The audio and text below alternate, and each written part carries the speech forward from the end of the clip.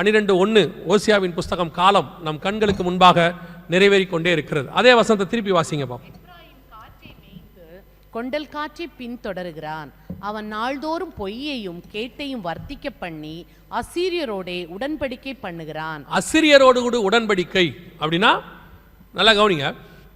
இந்த தீர்க்க தரிசனம் எப்போ நிறைவேறுச்சு அப்படின்னு கேட்டிங்கன்னா 2022 ட்ரம்ப் ஜனாதிபதியாக இருக்கும்போது இஸ்ரவேலுக்கும் அசிரியாவுக்கும் உடன்படிக்கை ஏற்பட்டுச்சு. இது கிட்டத்தட்ட மோர் தென் 2000-3000 இயர்ஸ் கழிச்சு நடக்கிற ஒரு சம்பவம். அசிரியா உங்களுக்கு தெரியும் நினைக்கிறேன். இப்போ இருக்கக்கூடியதான இந்த UAE இந்த பக்கத்தில் இருக்கக்கூடியவங்க தான் அசிரியர்கள்.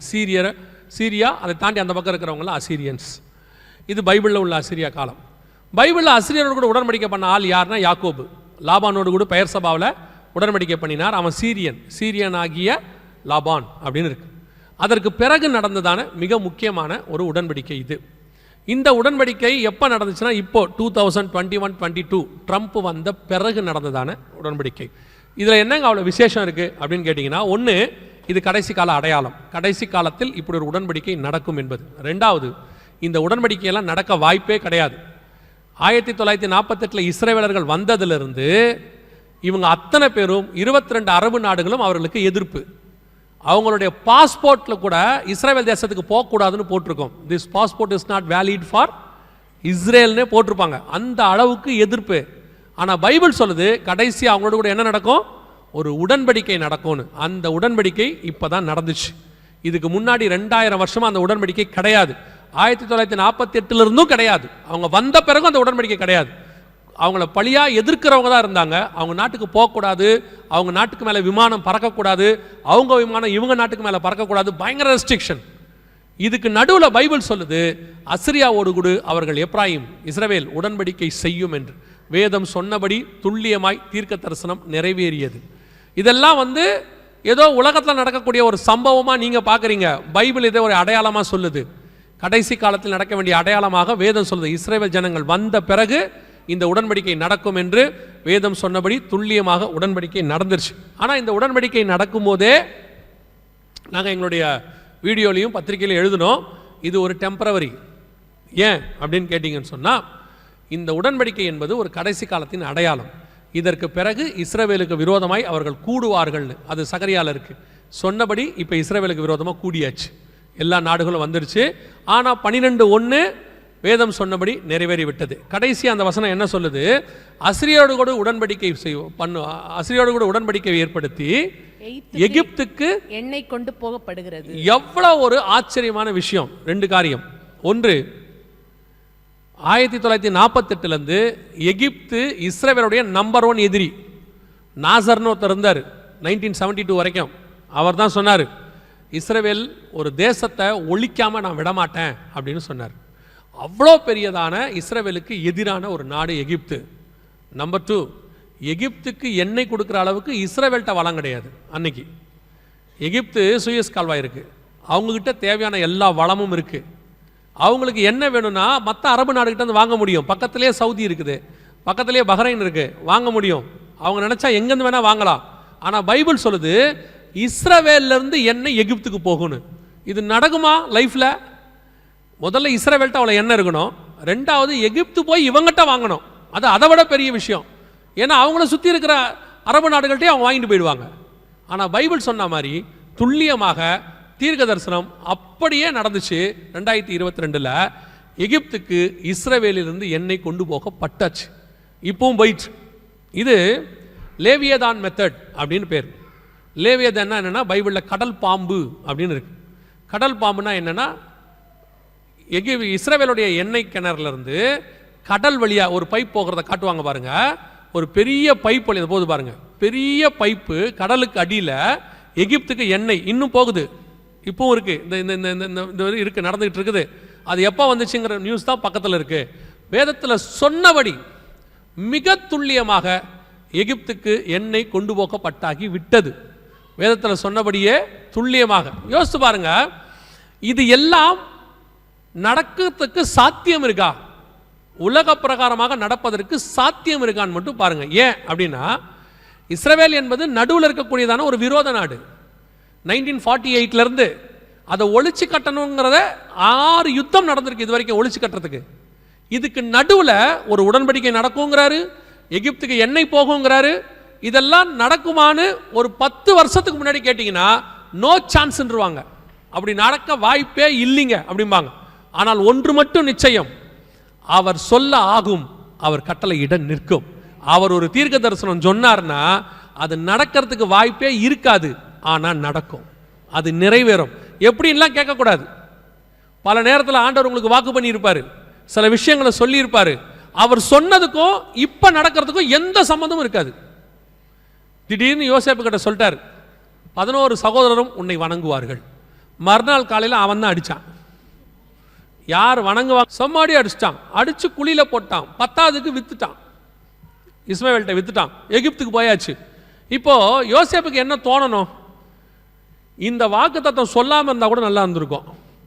ஏன்னா இவர் சொன்னதை தான் போய் சொன்னார் அங்கே. ஆனால் ஒன்று மட்டும் உண்மை, எனக்கு மாற்றி நடக்கும், எதிராக நடக்கும். யார் என்ன நேசிப்பாங்க இல்லை யார் என்ன சேவிப்பாங்கன்னு சொன்னாங்களோ அவங்களே எனக்கு எதிராக மாறுவாங்க.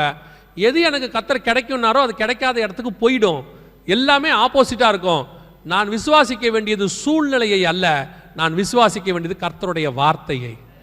ஏன்னா சூழ்நிலை மாறும், வார்த்தை மாறவே மாறாது. அது சொன்னது கர்த்தர், சொல்லியும் செய்யாதிருப்பாரோ வசனத்தும் நிறைவேற்றாதிருப்பாரோ. அவர் சொன்னா அது நடக்கும், அவ்வளோதான். எப்போ நடக்கும், ஏன் நடக்கும்லாம் கேட்கவே கேட்காதீங்க, நடக்கும். ஒரு நாள் வந்தது, அத்தனை பேரும் இவன் இருக்கிற இடத்துக்கு வந்து வணங்கினாங்க. அவன் நினைச்சான் நம்ம இருக்கிற இடத்துல அவங்க வணங்குவாங்கன்னு, கர்த்தர் அப்படியே மாத்திட்டாரு. அவன் இருக்கிற இடத்துக்கு எல்லாரையும் வந்து வணங்க வச்சாரு. அந்த தேவன் இன்னைக்கும் நமக்கு சொன்னதை செய்ய வல்லமை உள்ளவராக இருக்கிறார். அது என்ன வாக்கு தத்தமோ, அது எப்படி சொல்லியிருப்பாரோ, அது வாக்கு தத்தம் பண்ணுறது உங்களுக்கும் கர்த்தருக்கும் உள்ளது. சொல்லிட்டாரா, நாம் எதையும் பார்க்கக்கூடாது, வார்த்தையை மட்டும் பிடிச்சிக்கணும். ஆபிரகாம் விசுவாசித்தான், விசுவாசிப்பதற்கு ஏது இல்லாத போது விசுவாசித்தான், அப்படிதான் பைபிள் சொல்லுது. அதே தேவன் இன்னைக்கும். யோசித்து பாருங்க, யாராவது நினைப்பாங்களா எகிப்துக்கு இஸ்ரேலேருந்து என்ன போகும்னு? கர்த்தர் சொன்னால் நம்ம காலத்தில் டெக்னாலஜி வளர்ந்துருச்சு, ஐநா சபை இருக்குது, எகிப்து இஸ்ரேல் அப்படி இருக்குது இப்படி இருக்குது, இதெல்லாம் நடக்காதுங்க அப்படின்னு சொல்லுவாங்க. எல்லாத்தையும் ஒரு நாள் ராத்திரியில் மாற்றி மறுநாள் கொண்டு போவதற்கு கர்த்தர் வல்லமை உள்ளவராக இருக்கிறார். அல்லேலூயா. 12:1 கர்த்தர் சொன்னபடி துல்லியமாய் நிறைவேறி விட்டது. இதுவரைக்கும் இந்த டைம் லைனில் கர்த்தர் சொன்ன நடந்த காரியங்கள். இன்னும் 2 காரியம் இருக்குது, அதை நான் சொல்லிட்டு முடிக்க விரும்புகிறேன். நடக்க போகிற காரியங்கள், ஏன்னா அடுத்த டைம் லைனில் இது வருது. வாசிங்க, யோவேல் புஸ்தகம் 6வது வசனத்தை வாசிங்க. விழித்து அழுங்கள், திராட்சரசம் குடி. இல்ல 5வது வசனம் வாசிங்க. வெறியரே விழித்து. 5 வாசிக்கிறீங்க? 6 வாசிங்க. எண்ணி முடியாத ஒரு பலத்த ஜாதி, எண்ணி முடியாத ஒரு பலத்த ஜாதி என் தேசத்தின் மேல் வருகிறது, என் தேசத்தின் மேல் வருகிறது. அதன் பற்கள் சிங்கத்தின் பற்கள், துஷ்ட சிங்கத்தின் கடைவாய் பற்கள், துஷ்ட சிங்கத்தின் கடவாய் பற்கள் அதற்கு உண்டு. இப்போ இஸ்ரவேலுக்கு விரோதமாய் எழும்பி வரப்போகிற ஒரு பெரிய ஜனம், ஒரு பெரிய கூட்டம் எழும்பி வரப்போகிறது. அதன் பற்கள் சிங்கத்தின் பற்கள், அதன் கடவாய் பற்கள் துஷ்ட சிங்கத்தின் பற்கள் அப்படின்னு இருக்கு. யார் வரப்போறா, இஸ்ரவேலுக்கு விரோதமாக என்ன நடக்க போகுது அப்படிங்கிற ஒரு மிக முக்கியமான தீர்க்க தரிசனம் தான் அங்கே உரைக்கப்பட்டிருக்கு. முதல்ல இது யாரை பற்றி சொல்லப்பட்டிருக்கிறது அப்படின்னு கேட்டிங்கன்னு சொன்னால் வாசிங்க, வெளிப்படுத்தின விசேஷம் 13ஆம் அதிகாரம் 2வது வசனத்தை வாசிங்க. நான் கண்ட மிருகம் சிறுத்தையை போல இருந்தது, அதன் கால்கள் கரடியின் கால்களை போலவும், அதன் வாய், நல்லா கவனிங்க, அதன் வாய் சிங்கத்தின் வாயை போலவும் இருந்தன. யாரை பத்தி இது சொல்லப்பட்டிருக்கிறது அப்படின்னு கேட்டா, ஒரு மிருகம் சமுத்திரத்திலிருந்து எழும்பி வந்தன அப்படின்னு இருக்கு 1வது வசனத்துல. இங்க நீங்க வாசிச்ச யோவேல் 1:6 ஒரு பெரிய ஜாதி என் ஜனத்துக்கு விரோதமாய் எழும்பி வருகிறது அப்படின்னு இருக்கு. துஷ்ட சிங்கத்தின் பற்கள், அங்கே வாய் சிங்கத்தின் வாய். யாரை பற்றி சொல்லப்பட்டிருக்கிறது அப்படின்னா, வெளிப்படுத்தல் 13 வரப்போகிற மிகப்பெரியதான வல்லரசு, மிகப்பெரிய கவர்மெண்ட், யூரோப்பியன் யூனியனை குறித்து அங்கே சொல்லப்பட்டிருக்கு. இது என்ன சொல்கிறீங்க, எப்படி வரப்போகுது அப்படின்னு கேட்டிங்கன்னா கவனிங்க. இப்போ நீங்கள் பார்க்குற வார் இருக்குல்ல, இந்த war leads to 3rd world வாருக்கு லீடு போகும். இது அப்படியே 3ஆம் உலக யுத்தத்தை நோக்கி போகும். ஏன் அப்படின்னு கேட்டிங்கன்னா இது ஆரம்பித்த இடம் வந்து அப்படிப்பட்டதான ஒரு இடம். எதுக்குன்னா இஸ்ரவேல் மலைக்கு விரோதமாக ஆரம்பிச்சிருக்கு. கர்த்தருக்கு சித்தமானால் நாளைக்கு இல்லை நாளை மறுநாள் இந்த தொடர் காரியத்தில் நம்ம என்ன செய்யலாம் அதை பற்றி பார்க்கலாம், பர்டிகுலராக அந்த வார் பற்றி. ஸோ இந்த வார் இப்போ நீங்கள் பார்த்துட்டு இருக்கிற வார் லீட்ஸ் டு தேர்ட் வேர்ல்டு வாராக இருக்கும். அதுக்கு முன்னாடி மிக முக்கியமாக 2 சம்பவம் நடக்கும்.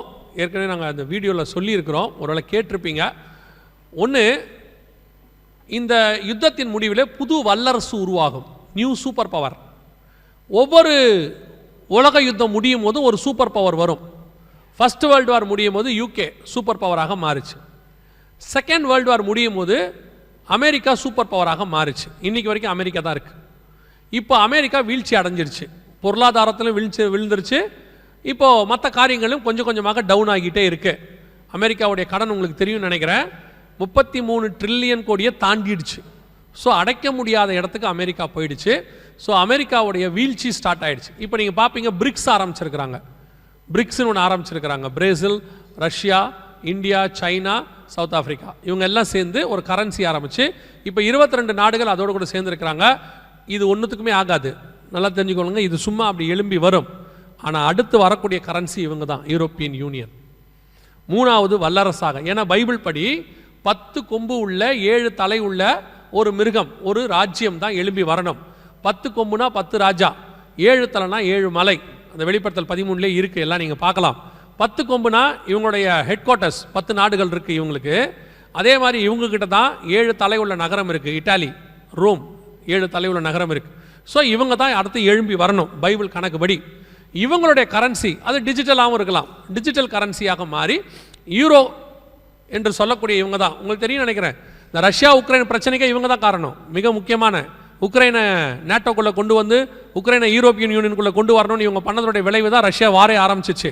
ஸோ இப்போது இவங்க தான் அதுக்கு மிக முக்கியமான காரணமாக இருக்கிறாங்க. இந்த தேர்ட் வேர்ல்டு வார் முடியும் போது இவங்க சூப்பர் பவராக மாறுவாங்க. இவங்க தான் இந்த கவர்மெண்ட்டில் தான் வரப்போகிற யூரோப்பியன் யூனியனில் தான் கடைசியாக வரக்கூடிய ஒரு கிங். அவன்தான் பைபிள் சொல்லக்கூடிய ஆன்டி கிரைஸ்டாக இருப்பான். அதாவது இஸ்ரவேல் ஜனங்களுக்கு எதிராக எழும்பி தேவாலயத்தை தீட்டுப்படுத்தக்கூடியவனாக இருப்பான். இதுதான் யோவேல் 1:6 இருக்கு. வேதம் சொல்லுது, எண்ணி முடியாத ஒரு பலத்த ஜாதி. ஏன்னு கேட்டால் இப்போவே இவங்ககிட்ட 29 நாடு இருக்கு. யூரோப்பியன் யூனியனுக்குள்ள 28 + உக்ரைன் 29, இன்னும் சில நாடுகள் அப்ளை பண்ணியிருக்கிறாங்க. ஸோ இவங்க சேரும்போது ஒரு பெரிய கூட்டம், பலத்த ஜாதி, எல்லாரும் ஒன்றா சேருவாங்க. இதுலேயே பாருங்கள், பிரான்ஸ் இருக்கு. பிரான்ஸ் ஒரு மிகப்பெரியதான இராணுவ காரியங்கள். அதே மாதிரி இட்டாலி இருக்கு. அதே மாதிரி இவங்ககிட்ட வந்துட்டு யூரோப்பியன் யூனியனுக்குள்ள மற்ற நாடுகளும் கலந்துருக்கு. எல்லாம் 29 நாடு இருக்கு. ஸோ இவங்க எல்லாமே சேர்ந்து ஒரு மிகப்பெரிய ஜாதியாக எழும்பும் போது கடைசியாக இதை கண்ட்ரோல் பண்ணக்கூடிய ஒரு ஆள் தான் ஆன்டி கிரைஸ்ட், சூப்பர் பவர். அந்த ஆன்டி கிரைஸ்ட் இஸ்ரவேலுக்கு விரோதமாக எழும்பி வருவான். அந்த கிங்டம் இது நாங்கள் ஒரு ப்ரூஃபோட தனி மெசேஜாகவே இது இருக்குது. ஒரு வேளை பார்க்க விரும்புனா நீங்கள் போய் பார்த்துக்கோங்க, ஆன்லைனில் இருக்குது. ஸோ இதுதான் யூரோப்பியன் யூனியன். அடுத்து வரக்கூடிய யோவேல் 1:6, எண்ணி முடியாத பலத்த ஜாதி எழும்பி வரும் என்று வேதம் சொல்லுது. ஒரு 5 to 10 மினிட்ஸில் முடிச்சுருவோம், கவனிங்க. ஸோ இப்போது இந்த ஒரு கவர்மெண்ட் தான் அடுத்து எழும்பி வர வேண்டியதான ஒரு கவர்மெண்ட். இப்போ இவங்க வந்துட்டு இந்த இஸ்ரேல் ஹமாஸ், அந்த இஸ்ரேல் ரஷ்யா பிரச்சனையில் இப்போ இவங்க நுழைஞ்சிருக்காங்க. இப்போ தான் உள்ளே வந்திருக்கிறாங்க. யூரோப்பியன் யூனியனுக்குள்ளே பெரிய ப்ராப்ளம்ஸ் வர ஆரம்பிச்சிருக்குது. இவங்களுக்குள்ளேயே இப்போது யாருக்கு ஹெல்ப் பண்ணணும், யாருக்கு ஹெல்ப் பண்ணக்கூடாது அப்படிங்கிறதெல்லாம் வர ஆரம்பிச்சிருக்கு. ஸோ அடுத்த சூப்பர் பவராக இவர்கள் தான் உருவாகி வரணும். வேதத்தின்படி, கணக்கின்படி அடுத்த 10 நாடுகள் கூட்டமைப்பு இதுதான் எழும்பி வரணும். இப்போ அந்த ஜாதி, அதாவது அந்த நாடு ரெடியாக இருக்கிறது, எழும்பி வருவதற்கு ரெடியாக இருக்குது. இவங்க இன்றைக்கி நேரத்தில் ஏறக்குறைய ஒரு 50 வருஷமாக இதுக்கான ஆயத்தத்திலிருந்து 2001 இப்போ ரெடியாகி அடுத்த சூப்பர் பவராக உருவாவதற்கு இவங்க ரெடியாக இருக்கிறாங்க. இந்த காலகட்டத்தில் மிக முக்கியமான ஒரு சம்பவம் நடக்கும் என்று ஆண்டவர் சொல்கிறார். வாசிங்க, நம்ம அதை வாசிட்டு முடிக்கலாம். வாசிங்க, யோவேல் தீர்க்கதரிசன புத்தகம் 1ஆம் அதிகாரம் 15வது வசனத்தை வாசிங்க. அந்த நாளின் நிமித்தம் ஐயோ, அந்த நாளின் நிமித்தம் ஐயோ, கர்த்தருடைய நாள் சமீபமாய் இருக்கிறது. அது சங்காரம் போல சர்வ வல்லவரிடத்திலிருந்து வருகிறது. கர்த்தருடைய நாள் சமீபமாய் இருக்கிறது. இது நடந்து கொண்டிருக்கும் போது ஓசியா புஸ்தகத்தில் சொல்லாத ஒரு வார்த்தை கர்த்தருடைய நாள் சமீபமாக இருக்கிறது என்று ஓசியா புஸ்தகத்தில் சொல்லாத ஒரு வார்த்தை யோவேல் ஆரம்பிக்குது. 1:15 யோவேல். 2வது வாசிங்க, யோவேல் தீர்க்கதரிசன புஸ்தகம் 2ஆம் அதிகாரம் 1வது வசனத்தை வாசிங்க. சீயோனிலே எக்காளம் ஊதுங்கள், சீயோனிலே எக்காளம் ஊதுங்கள், என் பரிசுத்த பர்வதத்திலே எச்சரிப்பின் சத்தமிடுங்கள், தேசத்தின் குடிகள் எல்லாம் தத்தளிக்க கடவர்கள். ஏனெனில் கர்த்தருடைய நாள் வருகிறது, கர்த்தருடைய நாள் வருகிறது, அது சமீபமாய் இருக்கிறது. 2வது. 3வது வாசிங்க, 2ஆம் அதிகாரம் யோவேல் புஸ்தகம் அவைகளுக்கு 11வது வசனம் வாசிங்க. அவைகளுக்கு முன்னாக 11வது வசனம். கர்த்தர் தமது சேனைக்கு முன் சத்தமிடுவார், அவருடைய பாளையம் மகா பெரிது, அவருடைய வார்த்தையின்படி செய்கிறதற்கு வல்லமை உள்ளது. கர்த்தருடைய நாள் பெரிதும் மகா பயங்கரமாய் இருக்கும், அதை சகிக்கிறவன் யார்?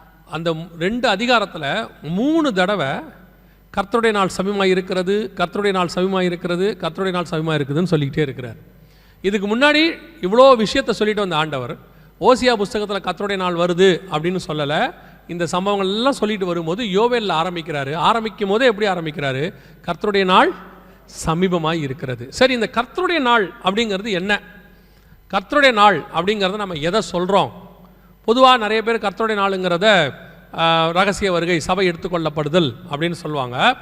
வாசிங்க 2 பேதுருவின் புஸ்தகம் 3ஆம் அதிகாரம், 2 பேதுருவின் புஸ்தகம் 3ஆம் அதிகாரம் 10வது வசனம் வாசிங்க. கர்த்தருடைய நாள் இரவிலே திருடன் வருகிற விதமாய் வரும், இரவிலே திருடன் வருகிற விதமாய் வரும். அப்பொழுது வானங்கள் மடமட என்று அகன்று போம், பூதங்கள் வெந்து உருகி போம், பூமியும் அதில் உள்ள கிரியைகளும் எரிந்து அழிந்து போம். அப்ப அந்த கர்த்தருடைய நாள் என்பது இதை வாசிக்கும் போது இரவிலே திருடன் வருகிற விதமாய் வரும் அப்படின்ற உடனே நம்ம எல்லாரும் என்ன டிசைட் பண்றோம்னா, இது ரகசிய வருகை, சபை எடுத்துக்கொள்ளப்படுறதை பற்றி அங்கே சொல்லப்பட்டிருக்கிறது அப்படின்னு சொல்லி நாம் நினச்சிக்கிறோம். ஆனால் இரவிலே திருடன் வருகிற விதமாய் வரும் அப்படின்னு ஆண்டவர் ரகசிய வருகையை பற்றி சொல்லலை. வாசிங்க வெளிப்படுத்தின விசேஷம் 16ஆம் அதிகாரம், வெளிப்படுத்தின விசேஷம் 16ஆம் அதிகாரம் 15வது வசனத்தை வாசிங்க. இதோ திருடனைப் போல் வருகிறேன், தன் மானம் காணப்படத்தக்கதாக நிர்வாணமாய் நடவாதபடிக்கு விழித்துக் கொண்டு தன் வஸ்திரங்களை காத்துக் கொள்ளுகிறவன் பாக்கியவான். இது எப்ப நடக்கிற சம்பவம்? வெளிப்படுத்தல் 16:15 எப்ப நடக்கிற சம்பவம்னா, அடுத்த வசனம் வாசிங்க. அப்பொழுது எபிரேய பாஷையிலே அர்மெகதோன் எனப்பட்ட இடத்தில் அவர்களை கூட்டி சேர்த்தார். இது அர்மெகதான் யுத்தத்துக்கு முன்னாடி இயேசு வருகிறதை பத்தி சொல்லப்பட்டிருக்கு. அர்மெகதான் யுத்தத்தில் இயேசு வருகிறதுக்கு முன்னாடி நடக்கிற சம்பவம் தான் கர்த்தருடைய நாள் அப்படின்னு இருக்கு. அப்பதான் வானங்கள் மடமடவென்று அகன்று போம், பூதங்கள் வெந்து உருகி போம். ஏன்னா அந்த யுத்தத்தின் முடிவில் பூமி அக்கினிக்கு இரையாக்கப்பட்டு இயேசு கிறிஸ்துவின் 1000 வருஷ அரசாட்சி நடக்கும். அதாவது நோவா ஜலப்பிரளயத்துக்கு பிறகு இதே பூமியில் பலுகி பெருகின மாதிரி பூமியானது எரிக்கப்பட்டு மீண்டும் இதே பூமியில் இயேசு கிறிஸ்துவின் அரசாட்சி நடக்கும். அப்போ இது எல்லாமே எதை பற்றி சொல்லப்பட்டிருக்குன்னா, பகிரங்க வருகையை பற்றி மட்டும்தான் சொல்லப்பட்டிருக்கிறேன். வசனத்தின்படி நான் உங்களுக்கு சொல்லிட்டு இருக்கிறேன். அப்போ இங்கே கர்த்தருடைய நாள் கர்த்தருடைய நாள் கர்த்தருடைய நாள்னு சொல்லும் பொழுது நாம் எல்லாம் இரவிலே திருடன் வருகிற விதமாய் வரும், திருடன் வருகிற விதமாய் வரும்னா ரகசிய வருகையை பற்றி சொல்கிறோம் நினச்சிட்டு இருக்கிறோம். ஆனால் இங்கே சொல்லப்பட்டிருக்கிற அத்தனையும் பகிரங்க வருகை குறித்து தான் சொல்லப்பட்டிருக்கிறது. ஏன்னா கர்த்தருடைய நாள் என்பது வெளிப்படுத்தல் 16:15 தான் இருக்கு. 16 அர்மெகதான் யுத்தம். பேதுரு புஸ்தகத்தில் அன்னைக்கு தான் வானங்கள் மடமட அகன்று போகும்னு இருக்கு, எரிந்து போகும்னு இருக்கு. அப்போ இந்த காரியங்கள் எல்லாம் நடக்கும்போது இயேசு கிறிஸ்துவின் பகிரங்க வருகை மிக சமீபம் அப்படின்னு அர்த்தம். அந்த நாள் மிக சமீபம், அர்மெகதான் யுத்தம் மிக சமீபம். அதை ஒட்டி ஒரு நியாய தீர்ப்பு, அதற்கு பிறகு வரக்கூடியதான 1000 வருஷ அரசாட்சி எல்லாம் சமீபமாக இருக்கிறது என்று அர்த்தம். சரி, இவ்வளவு நடக்குது, நாம விசுவாசிக்கிறது என்ன, எதிர்பார்த்து காத்திருக்கிறது என்ன? இதெல்லாம் விசுவாசிக்கிறோம். எதுக்கு காத்திருக்கிறோம்னா, பகிரங்க வருகைக்கு காத்தில்ல, அதுக்கு 7 வருஷத்துக்கு முன்னாடி வரக்கூடிய சபை எடுத்துக்கொள்ளப்படுதலுக்கு காத்திருக்கிறோம். அதை தான் பைபிள் சொல்லுது. நாம் அதற்காக காத்திருக்கிற ஜனங்கள். நாம பகிரங்க வருகை உபத்திரவ காலத்துக்குள்ள போய் தான் இதுக்கு வரணுமா அப்படின்னா நாம் அதற்கு காத்திருக்கிற ஜனங்கள் அல்ல. அப்போ இவ்வளவும் தெளிவாக கொடுக்கப்பட்டிருக்க, எங்கேயாவது இந்த ஓசியாவில் அடுத்து இந்த யோவேல்ல இந்த டைம் லைன்ல சபை எடுத்துக்கொள்ளப்படுதலை பற்றியோ இயேசு கிறிஸ்து சபையை கூட்டிட்டு போறதை பற்றியோ இருக்குதா அப்படின்னும் போது ஆச்சரியப்படுற விதம் என்னன்னா, புதிய ஏற்பாட்டில் சொல்லியிருக்கிறத விட மிக தெளிவாக வெளிப்படையா ஆண்டவர் இதுக்கு நடுவுல சபை எடுத்துக்கொள்ளப்படுதலை பத்தி சொல்றார். வாசிங்க யோவேல் புஸ்தகம் 2ஆம் அதிகாரம், யோவேல் புஸ்தகம் 2ஆம் அதிகாரம் 16வது வசனத்தை வாசிங்க. 16. கூட்டுங்கள், ஜனத்தை கூட்டுங்கள். நல்லா அந்த வசனத்தை அண்டர்லைன் பண்ணிக்கோங்க, சபை மிக தெளிவாக இருக்கு. ஜனத்தை கூட்டுங்கள், சபையை பரிசுத்தப்படுத்துங்கள், சபையை பரிசுத்தப்படுத்துங்கள், முதியோரை சேருங்கள், முதியோரை சேருங்கள், பிள்ளைகளையும் பாலுண்கிற குழந்தைகளையும் கூட்டுங்கள், பாலுண்ணுகிற குழந்தைகளையும் கூட்டுங்கள், மணவாளன் தன் அறையையும் மணவாட்டி தன் மறைவையும் விட்டு புறப்படுவார்களாக. நல்லா கவனிச்சிங்கன்னா, இதுக்கு முன்னாடியிலிருந்து தானியேல் புஸ்தகத்திலிருந்து மணவாளன் மணவாட்டிங்கிற கான்செப்டே வராது, இங்கேயுமே வராது. மணவாளன் மணவாட்டிங்கிற கான்செப்ட் புதிய ஏற்பாட்டு சபைக்கும் இயேசுவுக்கும் உள்ளதான தொடர்பு. இஸ்ரவேல் ஜனங்களுக்கும் நியாயப்பிரமாணத்துக்கும் மணவாளனுக்கு சம்பந்தமே இல்லை. மணவாளன் மணவாட்டினாலே அது நியூ டெஸ்ட்மென்ட். கொரிந்தியருக்கு எழுதும் போது 2 கொரிந்தியர்ல பவுல் தெளிவாக எழுதுறார் 11வது வசனத்துல, உங்களை ஒரே புருஷனுக்கு கற்புள்ள கன்னிகையாக ஒப்படைக்கும்படி.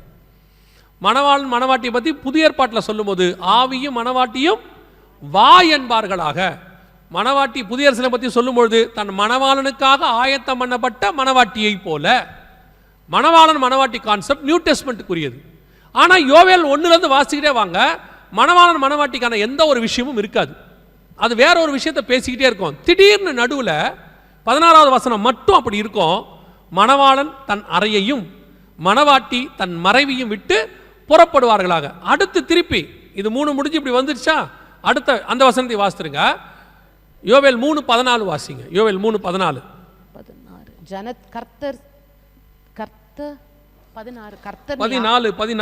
கர்த்தர் சீயோனிலிருந்து 3:14 நியாய தீர்ப்பின் பள்ளத்தாக்கிலே ஜனங்கள் திரள் இருக்கிறார்கள். நியாய தீர்ப்பின் பள்ளத்தாக்கிலே கர்த்தரின் நாள் சமீபமாய். இந்த நியாய தீர்ப்பின் பள்ளத்தாக்கு தான் அர்மகெதோன் யுத்தம் நடக்கக்கூடிய மெகிதோ வேலி.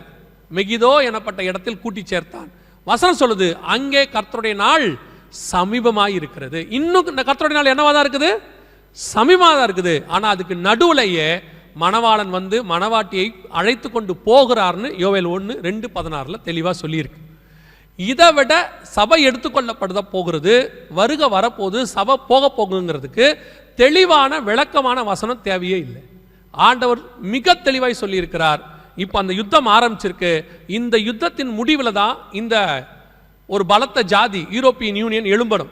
அதுக்கு நடுவில் கர்த்தருடைய நாள் சமீபம். அதுக்கு நடுவில் மணவாளன் தன் மணவாட்டியை வந்து கூட்டிட்டு போவார்னு வசனம் சொல்லுது. இப்போ நாம் அந்த மிக முக்கியமான காலகட்டத்துக்கு வந்துட்டோம். நம்ம கண்ணுக்கு முன்னாடி இஸ்ரவேலர்கள் திரும்பி வந்துட்டாங்க. எகிப்துக்கு எண்ணெய் கொண்டு போகப்படுகிறது, அசிரியரோடு கூட உடன்படிக்கை பண்ணப்படுகிறது, காற்றை பின்தொடர்கிற காலம் வந்துடுச்சு. இப்போ பெரிய பலத்த ஜாதி எழும்புகிற இடம் வந்துடுச்சு. அதுக்கான யுத்தம் ஆரம்பிச்சிருச்சு. இதுக்கு நடுவில் தான் மணவாளன் வந்து மணவாட்டியை கூட்டிகிட்டு போகணும். இப்போ நாம இவ்வளோ அடையாளங்களையும் எதுக்கு பார்த்தோம்னா, இதுக்கு நடுவில் கர்த்தருடைய வருகை, சபை எடுத்துக்கொள்ளப்படுதல் சம்பவிக்க போகுது. நாம் ஆயத்தமாக இருக்கிறோமாங்கிறது தான் இதுக்கான ஒரே கேள்வி. இதெல்லாம் வச்சுக்கிட்டு நாம் எதுக்கு வந்திருக்கிறோம்? அடையாளம்லாம் நடக்குது, ஆமாம் எங்கள் வேதம் நல்ல வேதம், அதில் எந்த மாற்று கருத்தும் இல்லை. இதெல்லாம் வெறும் அடையாளத்தை பார்த்துட்டு விட்டுறக்கூடாது. இஸ்ரவேலர்கள் வானத்தில் நட்சத்திரத்தை கண்டாங்கன்னு வானசாஸ்திரிகள் வந்து சொன்னாங்க. ஏரோது வசனத்தை ஆராய்ந்து பார்த்தாரு. வானசாஸ்திரிகள் இயேசுவை பார்க்க போயிட்டாங்க. ஏரோது போல, எருசலேம் நகரத்தார் போல. இன்னைக்கும் அதே மாதிரி தான் சர்ச்சில் ஒரு கூட்டம் இருக்கு. அடையாளத்தை பார்க்குது, விசுவாசிக்குது, வசனத்தை ஆராய்ந்து பார்க்குது. ஆனால் இயேசுவை பார்க்க போவோமா? தெரியாது. ஒரு கூட்டம் போகவே இல்லை. அதே மாதிரி தான் இன்னைக்கும். இப்போ நாம எல்லாம் எதற்கு கொரோனாக்கு பிறகு கூட்டப்பட்டிருக்கிறோம்? அந்த 16 சொல்லுது, ஜனத்தை கூட்டுங்கள். திருப்பி வாசிங்க. ஜனத்தை கூட்டுங்கள், சபையை பரிசுத்தப்படுத்துங்கள். எதுக்காக ஜனம் கூடி இருக்கே? ஜனத்தை எதுக்கு கூட்டி இருக்கிறோம்? சர்ச்சை எதுக்கு கூடி இருக்கே? சபையை பரிசுத்தப்படுத்துவதற்கு. சபை வேற எதற்காகவும் கூடி வருகிற இடம் கிடையாது. ஏன்னா பரிசுத்தம் இல்லாமல் ஒருவனும் தேவனை தரிசிப்பது இல்லையே. இயேசு தெளிவா சொல்லி இருக்கிறாரு, பரிசுத்தம் உள்ளவன் இன்னும் பரிசுத்தமாகட்டும். மனுஷகுமாரன் பரிசுத்தம் உள்ளவர், அவரை பார்க்கிற மணவாட்டியும் பரிசுத்தமாய் இருக்க வேண்டும்.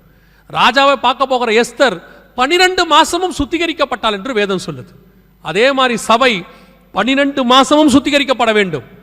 அந்த ராஜாவுக்கு ஏற்ற சபையாய் மாறணும். இந்த டெக்னாலஜி, இப்போ நீங்கள் பார்த்தீங்க, டெக்னாலஜி பற்றி இருக்கு, வார் பற்றி இருக்கு, இன்னைக்கு நடக்கக்கூடியதான ஹிஸ்டாரிக்கல் ஈவெண்ட்ஸ் பற்றி இருக்கு. இவ்வளவும் இந்த காலத்தில் நடக்குது. நாம சொல்லக்கூடிய அறிவியல் வளர்ச்சி, சேட்டிலைட், நீங்க சொல்லக்கூடியதான எல்லா காலத்தில் தான் இந்த வேத வசனமும் நிறைவேறிக்கிட்டு இருக்கு. இந்த டெக்னாலஜியை வச்சுக்கிட்டு, சேட்டிலைட்டை வச்சுக்கிட்டு சிலருக்கெல்லாம் உடனே இதெல்லாம் பயங்கரமா சயின்ஸ் வளர்ந்த காலங்க, இந்த காலத்தில் போய் பைபிளை பேசிக்கிட்டு, இந்த காலத்தில் போய் அது நடக்குது இது நடக்குதுன்னு சொல்லிக்கிட்டு அவங்க அதெல்லாம் இல்லை. அறிவு பெருக்கம், நோய் பெருக்கம். சரீர நோய் மட்டும் கிடையாது, ஆத்ம நோய். இந்த டெக்னாலஜியெல்லாம் வச்சுக்கிட்டு வசனம் நடக்காதுன்னு நினைக்காதீங்க. ஒன்று தெரிஞ்சுக்கோங்க, இவ்வளவும் வசனத்தை நிறைவேற்றுவதற்காகத்தான் வந்திருக்கிறது. ஆண்டவர் சொன்ன வசனத்தை நிறைவேற்றுது. இதுக்கு நடுவில் கர்த்தருடைய வருகையும் சம்பவிக்க போகுது. இந்த சம்பவிக்கிற வருகையில் நான் பிரவேசிக்கணும்னா என்ன பண்ணணும் அப்படின்னு கேட்டால், பேசிக்காக அந்த வசனம் சொல்லுது, ஜனத்தை கூட்டுங்கள், சபையை பரிசுத்தப்படுத்துங்கள். சபை பரிசுத்தத்துக்காக கூடி வருகிற இடம். இன்னைக்கு சபையை மாற்றிட்டோம். சபை ஆசீர்வாதத்துக்கு கூடுகிற இடம். சர்ச் வந்து பிளஸிங் சென்டர், சபை ஒரு டெலிவரன்ஸ் சென்டர், சபை ஹீலிங் சென்டர். இன்னைக்கு சபை அப்படி தான் இருக்குது. சர்ச்சஸை எடுத்துக்கிட்டால் ஒரு ஹீலிங் சென்டராக இருக்குது, இல்லை டெலிவரன்ஸ் சென்டராக இருக்குது, இல்லைனா பிளஸிங் சென்டராக இருக்குது, இல்லைனா ஒர்ஷிப் சென்டராக இருக்குது. இது அப்போ சர்ச்சில் இதெல்லாம் கிடையாதான்? சர்ச் என்ன தெரியுமா? Transformation centre. சபை மறுரூபமாகிற இடம். இந்த மறுரூபம் ஆகும்போது டெலிவரன்ஸ் தானா நடக்கும், ஹீலிங் தானா நடக்கும், பிளஸிங் தானா வரும். நீங்க அதெல்லாம் தேடி தனியா பிரசங்கம் பண்ணி போக வேண்டிய அவசியமே இல்லை. உண்மையை பத்தி சபையில பேசுங்க. உண்மை உள்ள மனுஷன் பரிபூர்ண ஆசீர்வாதங்களை பெறுவான். அவ்வளவுதான். விசுவாசத்தை பத்தி பேசுங்க. மனுஷகுமாரனை விசுவாசித்தால் விடுதலை தானாய் வரும். பரிசுத்த ஆவியை பத்தி பேசுங்க, பரிசுத்தம் தானாய் வரும். அவரையே தந்தவர் மற்ற எல்லாவற்றையும் அருளாதிருப்பது எப்படி? இந்த கடைசி காலத்தில் பிசாசு ஒரு நூதனமான உபதேசத்தை சபைக்குள்ள கொண்டு வந்து சபையை உலகத்துக்கு நேராக திருப்பிக்கிட்டு இருக்கிறான். சபையை பிளஸிங் சென்டராக மாற்றிக்கிட்டு இருக்கிறான். அதுதான் உங்களுக்கும் நல்லா தெரியுது. திருப்பியும் சொல்றேன், உங்களை விட இயேசுவை விசுவாசிக்காத உலகத்தான் இன்னும் ஆசீர்வாதமாக இருக்கிறான். பெரிய வீடு வச்சிருக்கிறான், கார் வச்சிருக்கிறான், நீங்க நினைக்கிற ஆசீர்வாதத்தை அவன் வச்சிருக்கான். ஆனா அவங்கிட்ட இல்லாத ஒரே ஆசீர்வாதம் ஆண்டவராக இயேசு கிறிஸ்து உங்ககிட்டயும் என்கிட்டயும் இருக்கிறார். இதுதான் மெய்யான ஆசீர்வாதம். வீடு உண்மையான ஆசீர்வாதம் இல்லை, அது நீடு, தேவை. வாகனம் உண்மையான ஆசீர்வாதம் இல்லை, அது நீடு, தேவை. எல்லாமே தேவை. ஆனா ஆசீர்வாதம் எது தெரியுமா? மணவாளனோடு கூட மணவாட்டி புறப்பட்டு நித்தியமாய் அவரோடு கூட இருக்க போகுது. அதுதான் இம்பார்ட்டன்ட். ஒருவேளை நீங்க இங்க வந்தது சம்பாதிக்க வந்திருக்கலாம், கஷ்டத்துல வந்திருக்கலாம், எதிர்காலத்தில் நல்லா ஃபியூச்சரை அமைச்சிக்கலான்னு வந்திருக்கலாம், எதுக்கு வேணா நீங்க வந்திருக்கலாம். ஆனா கர்த்தர் உங்களை கொண்டு வந்ததுக்கு ஒரு முகாந்தரம் உண்டு. ஆண்டவர் வனாந்தரத்தில் நயங்காட்டி அழைக்கிற தேவன். எதை கொடுத்தா நீங்க வருவீங்கன்னு அவருக்கு தெரியும். இப்படி எல்லாம் காட்டி உங்களை கூட்டிட்டு வந்து இங்கிருந்து பரலோகத்துக்கு கூட்டு போகணும் தான் நினைச்சிருப்பாரு. ஏன்னா அங்க இருந்தா நீங்க வரமாட்டீங்கன்னு அவருக்கு தெரியும். இல்ல அங்க இருந்தா உங்களை போக விட மாட்டாங்கன்னு அவருக்கு தெரியும். யோசேப்பு கூடவே இருந்தா எகிப்துக்கு பிரதமராக மாறவே முடியாது. அவன் எருசலேம்லேயே இருந்தா தானியேல் வந்து இங்க கவர்னராக மாற முடியாது. சில நேரத்தில் பிரிச்சு கொண்டு வந்து உங்களை உயர்த்தத்துக்கு கர்த்தர் கொண்டாந்துருப்பாரு. ஏன்னா அங்க இருந்தா உங்களை ஆக்க விட மாட்டான் அவன். அதுல பெரிய ஆசீர்வாதம் என்னன்னா, அங்க நான் எத்தனையோ பேட்ட சாட்சி கேட்டிருக்கிறேன், அங்க இருந்து ரட்சிக்கப்படாதவர்கள் இங்கே வந்து தான் ரட்சிக்கப்பட்டிருப்பார்கள். அங்கே இயேசுவை அறியாதவர்கள் இங்கே வந்து இயேசுவை அறிஞ்சிரு. அதுக்கு காரணம் என்ன தெரியுமா? ஒரு சாட்சி சொன்னாங்க, நான் சொல்லிட்டு முடிச்சிடறேன், கரெக்டாக அவர் சொன்ன நேரத்துக்கு முடிச்சிடறேன், 5 minutes இருக்கு. ஒரு சாட்சி சொன்னாங்க. என்னன்னா, இந்த நிலாவுக்கு 3 பேர் போனாங்கல்ல, நீல் ஆம்ஸ்ட்ராங், யூரி காரின் எல்லாம் போனாங்கல்ல, அதில் போயிட்டு வந்த ஒருத்தர் சொன்னாராம், அங்கிருந்து பூமியை பார்த்தாராம். பூமி அந்த இடத்துல தொங்குச்சான். இப்போ நிலாவை நம்ம பார்க்குற மாதிரியே பூமி இருக்கு. பார்த்த உடனே அவருக்கு ஒன்று தோணுச்சான், இந்த தொங்குற பூமியில் தானே நான் வாழ்ந்துட்டு இருக்கிறேன் இத்தனை வருஷம், அந்த இடத்துல தொங்குதே. அவர் அங்கே தான் ரட்சிக்கப்பட்டார். அந்த இடத்துல தான் அவருக்கு ஆண்டவரை பற்றின அறிவு வந்துச்சு. அவர் கீழே வந்து ஆண்டவரை ஏற்றுக்கொண்டு, அதாவது பூமிக்கு வந்துட்டு ஆண்டவரை ஏற்றுக்கொண்டு சொன்னார், ஆண்டவர் என்னை ரட்சிப்பதற்காகவே அங்கே கூட்டிகிட்டு போகிறாரு. அவர் ரட்சிப்பு எவ்வளோ காஸ்ட்லி பாருங்க. நம்ம ஒரு சிலர்லாம் ஒரு ட்ராக்லேயே ரட்சிக்கப்பட்டுருவோம், 10 பைசா ட்ராக்ஸ்லேயே என்ன செஞ்சுருவோம், ரட்சிக்கப்பட்டுருவோம். ஒரு சிலர் அது கூட இல்லை, யாராவது சொன்ன சுவிசேஷம் சொன்னவனே ரட்சிக்கப்பட்டுருவாங்க. சிலர்லாம் காற்றுல கேட்கறதுலேயே ரட்சிக்கப்பட்டுருவாங்க. இவரை அங்கே கூட்டிகிட்டு போனால் தான் அவர் ரட்சிக்கப்படுவார். இங்கே இருக்கிற வரைக்கும் அவர் ரட்சிக்கப்பட மாட்டார்னு ஆண்டவருக்கு தெரியும். ஆண்டவருக்கு அது எவ்வளோ பேரை எவ்வளோ செலவு பண்ணுறோன்னு முக்கியம் இல்லை, அந்த ஆத்மா அதை விட அவருக்கு முக்கியம். நீங்கள் அந்த மாதிரி தான், அதுதான் சொல்ல வந்தேன். உங்களை அங்கே இருந்தால் ரட்சிக்க முடியாதுன்னு ஆண்டவருக்கு தெரியும். பல நேரத்தில் சொந்தக்காரன் நம்மளை ரட்சிக்கப்படவே விட மாட்டான். என்ன நம்ம சாதி சாணத்தை விட்டு போகிற, நீ நம்ம பழக்க வளத்தை விட்டு போகிற, இப்படியே தனியாக பிரித்து கொண்டு வந்து வனாந்தரத்தில் உட்கார வச்சா தான் தேவனை பற்றின அறிவு நமக்கு வரும்னு ஆண்டவருக்கு தெரியும். உங்களை கர்த்தர் இங்கே கூட்டிகிட்டு வந்ததற்கும் ஒரு முகாந்தரம் உண்டு. உங்களை இங்கே இருந்து ஆசீர்வதித்து உங்களை ஊரில் நாகர்கோயிலையோ திருநெல்வேலியிலையோ சென்னையிலையோ வேலூர்லையோ வீடு வாங்க கூட்டிகிட்டு வரல. அதுக்கு கர்த்தர் நினச்சிருந்தா அங்கே வச்சு அதை கொடுத்துருப்பாரு. அவருக்கு அதுதான் கொடுக்கணுன்னா அதை வச்சு அங்கே கொடுக்க ரொம்ப ஈஸி அவருக்கு. ஏன் தமிழ்நாட்டில் இருக்கிறவங்க வீடே வாங்கலையா? எல்லாருமே ஓமானில் வந்தால் வாங்கிட்டு இருக்காங்களா? உங்களை விட பெரிய வீடுலாம் கட்டியிருக்காங்களா? அங்கே இருக்கவங்களே கட்டுறாங்கல்ல. தேவன் நினச்சிருந்தா உங்களுக்கு அங்கே வச்சு ஆசீர்வச்சிருப்பாரு. ஆனால் அங்கே வச்சு உங்களுக்கு வீடு கொடுக்க அவரால் முடியும். ஆனால் உங்கள் ஆத்மாவை ரட்சிக்கிறதுக்கு நீங்கள் இங்கே வந்தால் தான் முடியும். அநேகரை கர்த்தர் அப்படித்தான் கூட்டு வந்திருக்கிறாரு. இப்போ புரிஞ்சுக்கோங்க, நான் இங்கே வந்து பணக்காரனாக வரவில்லை. குடும்பத்தை காப்பாற்றி தங்கச்சியெல்லாம் கல்யாணம் பண்ணதுக்கு அதெல்லாம் செய்வார் தனியாக. சிலர்லாம் பொறுப்பை தலை மேலே வச்சுக்கிட்டு அவங்க தான் இந்தியாவே காப்பாற்றுற மாதிரி ஃபீலில் இருப்பாங்க. சார், நீங்கள் அதுக்காக இங்கே வரல. உங்கள் ஆத்மா பாதாளத்துக்கு போயிடும். அதை தப்பு வைக்கிறதுக்காக கர்த்தர் உங்களை கூட்டு வந்திருக்கிறார். அதை இங்கே வச்சு கர்த்தர் செய்வார். வெகு சீக்கிரத்தில் மனுஷகுமாரன் வரப்போகிறார். மணவாட்டி ஆயத்தப்பட்டு அவரோடு கூட போக வேண்டியது அவசியம். அல்லேலூயா. இனி காலம் செல்லாது. வாசப்படியில் நிற்கிற ஆண்டவர் எந்த நேரமும் உள்ளே வருவார். ஒரே நிமிஷம், ஒரு இமை பொழுது கதவு மூடப்படும், அழைச்சிட்டு போயிட்டே இருப்பார். கர்த்தருக்கு சித்தமானால், வருகை தாமதிக்குமானால், நாளை தினத்தில் நாம் இன்னொரு மிக முக்கியமான காரியத்தோடு சந்திக்க போகிறோம். நாம் எழுந்திரிக்கலாமா? நம்ம ஜெபம் பண்ணுவோம். நான் சொன்ன நேரத்துக்கு முடிச்சிட்டேன். இன்னும் ஒரு நிமிஷம் இருக்குது. நான் ஜெபம் பண்ணி முடிச்சிருவேன்.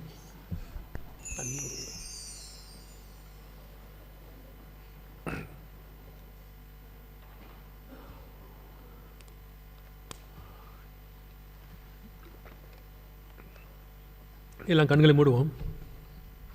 வேதம் தெளிவாய் சொல்லுகிறது, சபையை பரிசுத்தப்படுத்துங்கள்.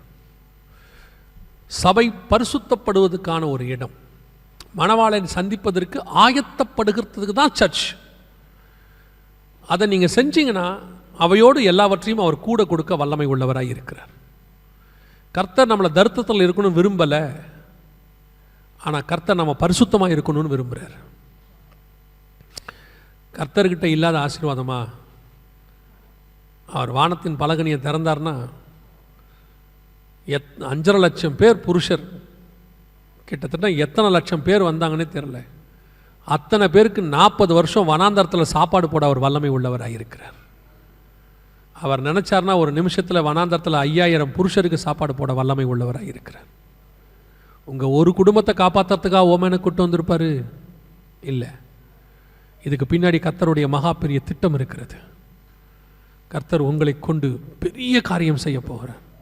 அதில் ஒன்று, நாம் அவரை தரிசிக்க போகிறோம், அவரை பார்க்க போகிறோம், அவரோடு கூட பறந்து போக போகிறோம், நித்தியமாய் அவரோடு கூட வாழப்போகிறோம். காலம் சமீபம் ஆயிடுச்சு. வாசலில் நிற்கிற மணவாளன் எப்போ வேணாலும் உள்ளே வருவார். அவரை சந்திப்பதற்கான ஆயத்தம் உங்களுக்கு இருக்கா? 7 தாதிமார் ஒரு எஸ்தரை ரெடி பண்ணாங்க ஒரு நாள் ராத்திரி ராஜாவை சந்திப்பதற்கு. அதே மாதிரி தான் நம்முடைய ராஜா வரப்போகிறார். ஒரே நிமிஷம், ஒரு இமை பொழுது அவரை சந்திக்க போகிறோம். அதுக்கு ஆண்டவர் 7 சபைக்கான உபதேசங்களை வைத்து உங்களை ஆயத்தப்படுத்தி கொண்டிருக்கிறார். 12 மாதமும் எஸ்தர் ஆயத்தப்படுத்த மாதிரி உங்களை ஆயத்தப்படுத்திட்டு இருக்கிறார். ஒவ்வொரு நாளும் எப்போ வருவார் ராஜான்னு தெரியாது, எஸ்தரை எப்போ கூப்பிடுவாங்கன்னு தெரியாது, கூப்பிட்ட உடனே போகணும்னு எஸ்தர் சொல்லியிருக்கிறா. அதே மாதிரி தான் கர்த்தருடைய சத்தம் கேட்ட உடனே போயிடணும். நீங்கள் யார், என்ன படிப்பு, என்ன சம்பாரிச்சிங்க, என்ன ஸ்டேட்டஸில் இருக்கீங்க, ஊரில் உங்களுடைய மதிப்பு என்ன, உங்கள் முற்பிதாக்கள் எப்படிப்பட்டவங்க, இதெல்லாம் பரலோகத்துக்கு தேவையில்லை. பரலோகத்துக்கு தேவை உங்கள் உள்ளான மனுஷன் யார், உள்ளே எப்படி இருக்கிறோம். திருப்பி திருப்பி ஆண்டவர் மோசே கிட்ட சொல்வார், பலிபீடத்தில் ஏறும்போது உன் நிர்வாணம் காணாதபடி உண்ணான வஸ்திரத்தை தரித்துக்கொள். ஒப்பு கொடுப்போமா தேவ சமூகத்தில்? ஒரே ஒரு நிமிஷம் மட்டும் உங்களை ஆராய்ந்து பாருங்க. இந்த இயேசு இன்னைக்கு வரும்போது அவரை சந்திக்கிற இடத்துல நான் இருக்கிறேனா? அவரை சந்திக்கிற பறந்து போகிற அந்த கூட்டத்தில் நான் இருக்கிறேனா? ஏன்னா உங்களுக்கு தெரியும் நீங்கள் யாருன்னு. உங்களை எல்லாரும் நம்பிடலாம். உங்கள் பாஸ்டர் நம்பலாம், சபை நம்பலாம், கணவன் நம்பலாம், மனைவி நம்பலாம், பெற்றோர் நம்பலாம், உங்களுக்கு வேலை கொடுத்தவங்க நம்பலாம். ஆனால் நீங்கள் யாருன்னு உங்களுக்கு தெரியும். உங்களுக்குள்ள இருக்கிற ஆவியானவருக்கு தெரியும். உங்க உள்ளான மனுஷன் யாரு, உங்க சிந்தனை என்ன, எவ்வளவு கரப்ட் ஆயிருக்கு, யார் யாருக்கு என்னென்ன தீங்கு செஞ்சிட்டு இருக்கிறோம், என்ன நினைக்கிறோம், யார் மேல பொறாமப்படுறோம், எங்க கோவப்படுறோம், எல்லாத்துக்கும் ஆண்டவர் பார்த்துட்டு இருக்கிறார்.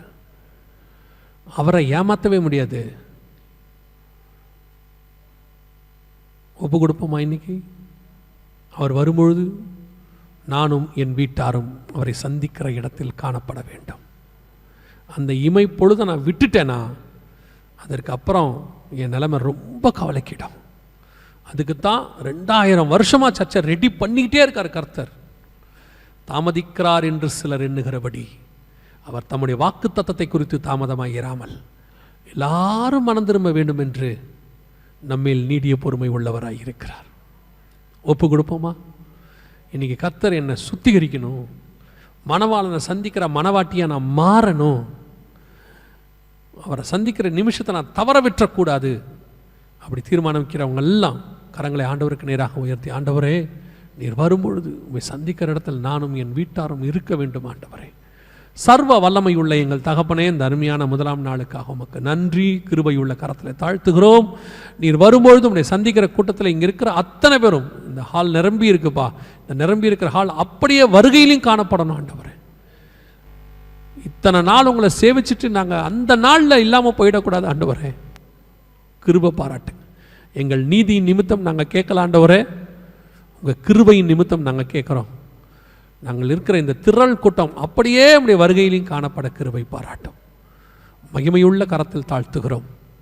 எங்கள் பலவீனங்களில் நம்முடைய பலன் பூரணமாய் விளங்கட்டும். ஆண்டவரே, வருகை தாமதிக்குமானால் நாளை தினத்தில் சந்திக்க கிருபை தாரும். வந்த ஜனங்கள் சுகபத்திரமாய் வீடு போய் சேர கிருபை தாங்க. நாங்கள் ஒருமனப்பட்டு அந்த பிள்ளைக்காக ஜெபிக்கிறோம்.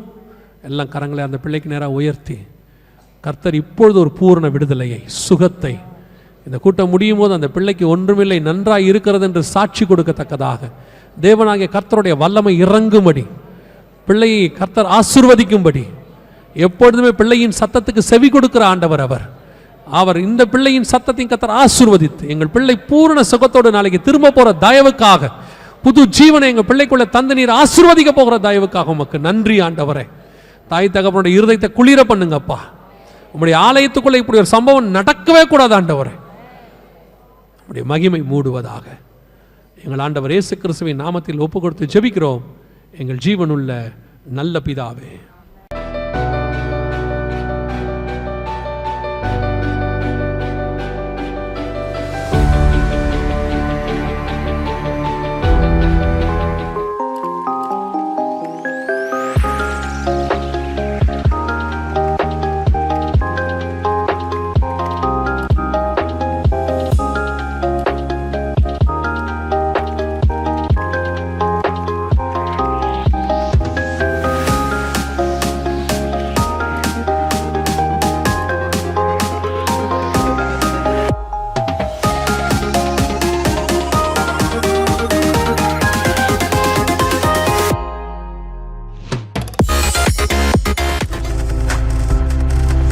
நீங்கள் பார்த்து கொண்டிருப்பது உங்கள் ஜாய் டிவி. உங்கள் துக்கம் சந்தோஷமாய் மாறும்.